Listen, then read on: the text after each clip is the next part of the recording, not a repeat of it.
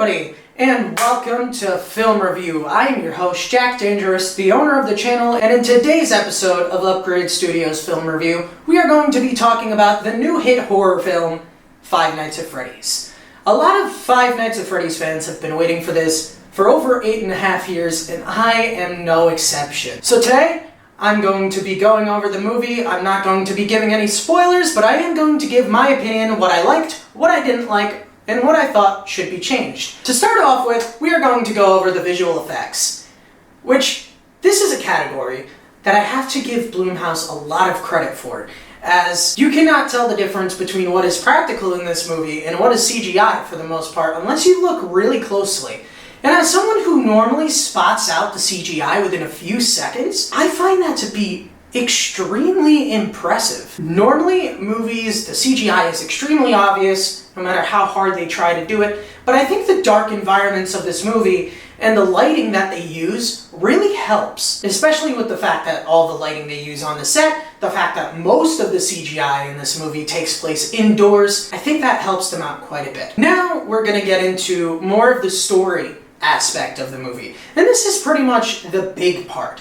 I'm going to break this down into small sections. It's going to be about how well the characters are written, how well the actual movie itself is written plot-wise, and then how true it is to the franchise that it is trying to adapt into film.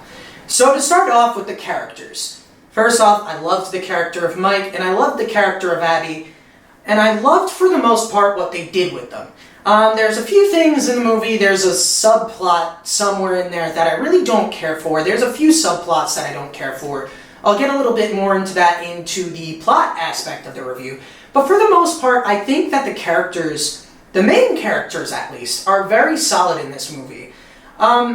With the exception of one character in particular, that being Vanessa, who for the first half of the movie is just kind of not characterized that well, and comes off as, I don't know how to describe it other than kind of odd. During the second and third acts of the movie, her performance definitely does pick up a bit, and it does definitely get better.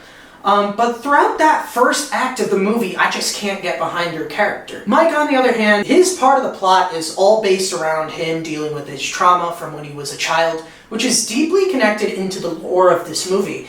And I really appreciate the fact they actually took the time to give the main character depth instead of doing what most horror movies do, which is just hoping you have some sort of connection to the character. And here, while at some points it does feel a little bit weird, I feel that it does fit the movie. And I don't really have any problems with the way they characterized Mike in this movie. Abby, on the other hand, is a little bit weird. It's always kind of weird with child actors, but I gotta give this movie credit where it's due. I did not expect them to go as in-depth into her character either as they did.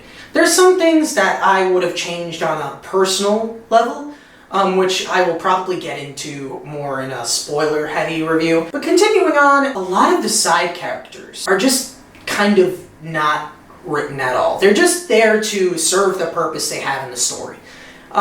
Which is fine, that's typical of a horror movie. So it's not that big of a deal to me. I do wish that they would have made their characters matter a little bit more, give us more of a reason to care about their characters, but that's more of a personal preference, and it really doesn't ruin the movie, it really doesn't take away from the movie. Again, that's just a personal nitpick. This is just how I would have written it. And I wanna keep in mind too that this isn't bashing on the movie either, this is just me putting in my opinions on small details. Now, as far as the plot goes, the plot is a lot like the game's plot, in the fact of there's a very simple face plot that a lot of people will be able to easily understand, that being Mike Schmidt is a guy who's low on money, has to take care of his younger sister, and thus he takes this dangerous job. The plot itself, the trailers are very misleading from what it presents the movie as to what the movie is. And I think that is contributing a lot to the negative perception of the movie. The movie was marketed as a horror-style film, but it really doesn't fit a specific genre. It's kind of its own self-contained thing. And I think that's where a lot of critics and a lot of people who review the movie really don't take this into account. is that this Five Nights at Freddy's movie, while it was marketed as a horror film, is not acting as such. It is more of a horror mixed with comedy, mixed with a little bit of drama.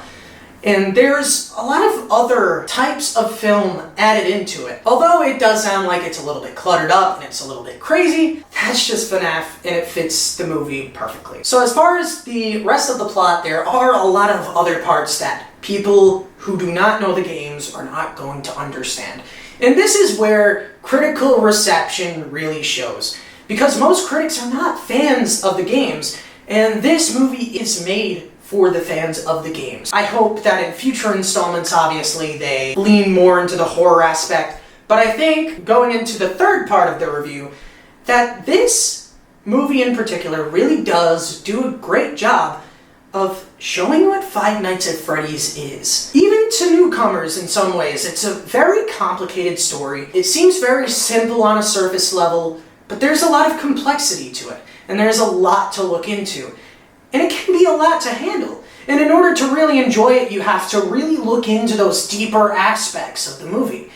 If you're looking at it just on the surface level, you're probably not going to enjoy it, which is why a lot of critics didn't enjoy it. It's why the more hardcore of a fan you are, the more you probably enjoyed this movie.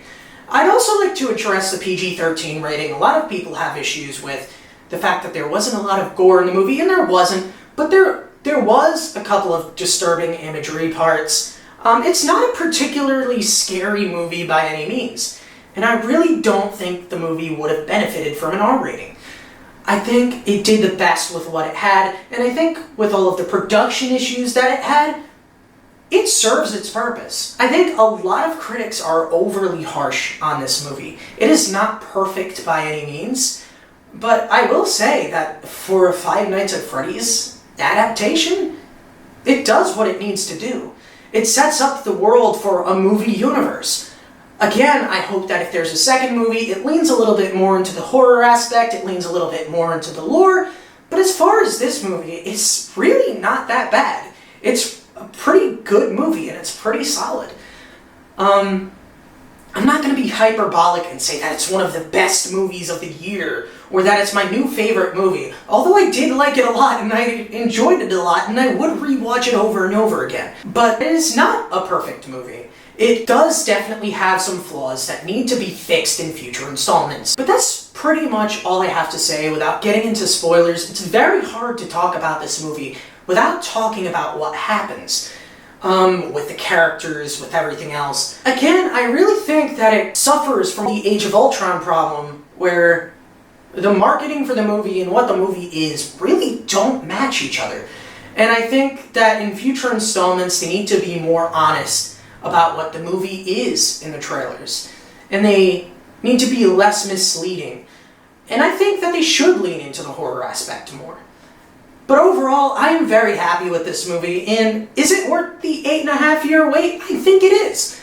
I was very satisfied with it. Don't look for best movie of the year if you watch this movie. Don't be looking for best horror movie of all time. Don't look breaking any sort of records. Just look to sit down, have a good time, and you'll be happy. But without further ado, that's all I have to say for this video. Please let me know what you thought of not only my review, but what you thought of the movie itself down in the comments section down below. And that's pretty much all I have for you guys today. I'd also like to announce that the city of Whaleburn, my Minecraft world, is going to be getting an update at some point by the end of this month that has to do with Five Nights at Freddy's. Right now I have 5 maps built. I'm hoping to have all the maps up until Pizzeria Simulator built by October 31st. To which I will release the Five Nights at Freddy's update, and hopefully that works well as well. I'm going to put the link in the description or the comments down below, and there will also be an announcement trailer for it once I finish this update as well. But thank you guys so much for watching. Please remember to like or dislike, comment, and subscribe, and I will see all of you in the next video. This is Jack Dangerous, signing off. That was a lot more difficult than it needed to be.